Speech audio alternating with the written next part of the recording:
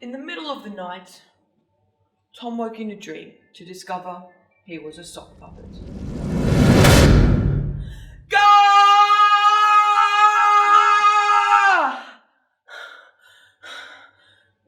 Not only was Tom a sock puppet, but it seemed that no one else was. Hey! Suddenly, it was Friday, and it was time for his meeting with Terry, the CI of CBT.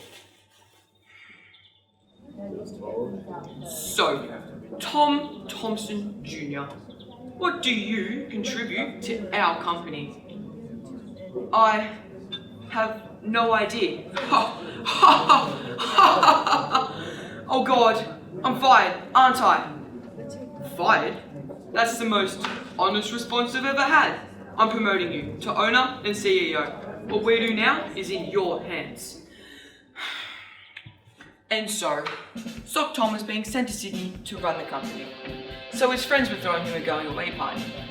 The theme of which was great things from Christian Slater films. Sock Tom roamed his home, dressed as the Poison Bible, from Name of the Rose by Umberto Eco. Amidst the stains of waves of mutilation by pixies from Pump Up the Volume, he thanked all his friends for coming, some of whom he had never met before. Welcome. Thanks for coming. You're a sock. Yup. I'm a sock. Uh-huh. We're both socks.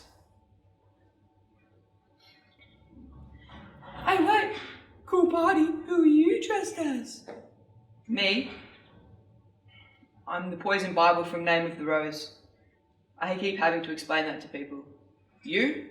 We know enough from Heathers, like every other girl here. They laughed, and they talked, and they danced.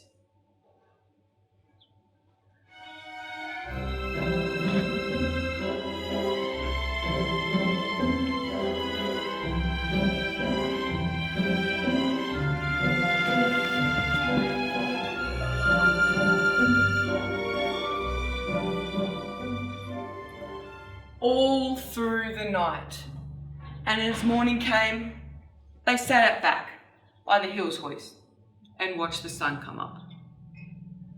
Tom didn't want to leave anymore, but it was time for him to go. They kissed their goodbyes.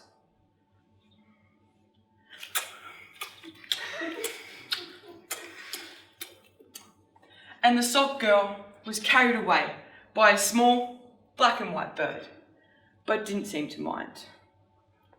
And so, Sock Tom was being sent to Sydney to run the company.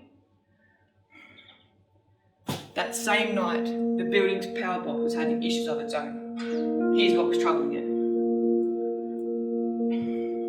it. Consider the expansion of the universe.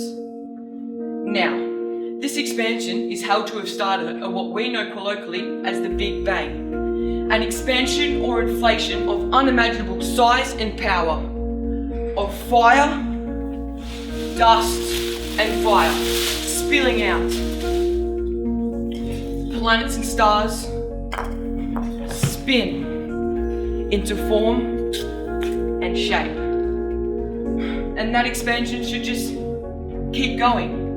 However, according to some theorists, that expansion will slow, stop, then reverse. Everything back coming together in one final, booming collapse. And what happens then? Wondered Powerbox. All night, every night, in his dingy little corner out by the bins. When all the pieces finally come back together, what happens then? That morning, wall, ceiling, floor, and the rest of the apartment had come up with a plan to get Alethea and Tom together. It involved the doors. Not the band, the actual doors. For them, getting people together was pretty much open and shut. It was simply a matter of timing.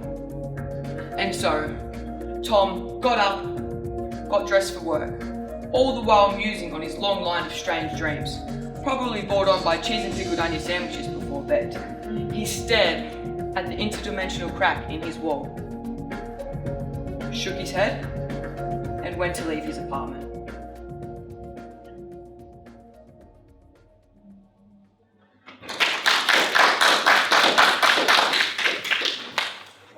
no sense at all of them there. It's very exciting. In my chosen monologue, Boy Girl Well, I play multiple characters and they are all very different. As a director, I decided I would differentiate between the characters by having different voices for each of them. My monologue is very out there, and as an actor, I decided to be as crazy as I could portraying these characters.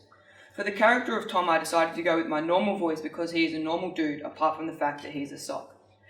With Terry, I decided to go with a deeper voice because he is in a position of power, and a deep voice helps with power. For Alethea, I have pink eyes and a higher voice, as she is a girl, and the pink eyes can also double as eyeshadow. For the narrator, I base my voice off David Attenborough because he has a great voice for narration. And for the power box, I decided to go with my normal voice, but slightly more presentational as he is talking about the expansion of the universe.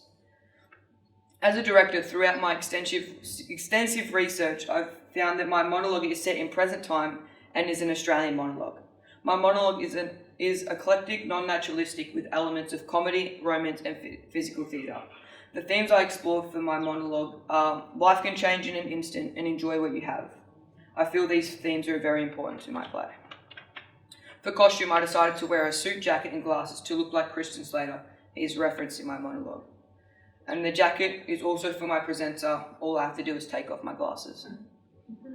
Also for costume, I have sock puppets, which are vital to the performance of my monologue. The puppets have different coloured eyes to look different, and blue and pink for boy and girl. For makeup, I decided to use foundation because it is very simplistic. My set is also very simplistic as it is just a box in the middle of the stage. However, I decided to cover it in photos of various sorts of power boxes, of power, including black power, flower power, superpowers, and more. I decided to do this to show the out-of-the-box thinking of this crazy monologue. My props were all homemade and I added them for extra flair. In my monologue, I also use a soundtrack. Not only does this add an extra element, it also keeps me on time.